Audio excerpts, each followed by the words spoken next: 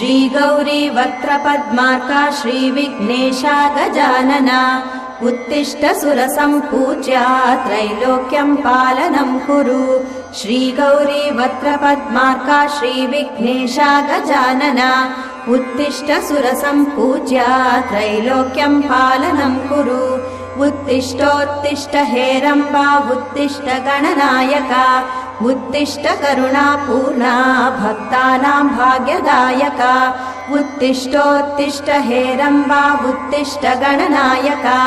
उत्तिष्ठ करुणापूर्णा भक्तानां भाग्यदायका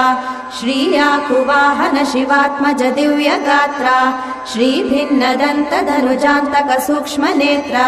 सर्वार्ति दुःख शमना फणिराजसूत्रा देवा गणेश्वर विभो तव सुप्रभातम्।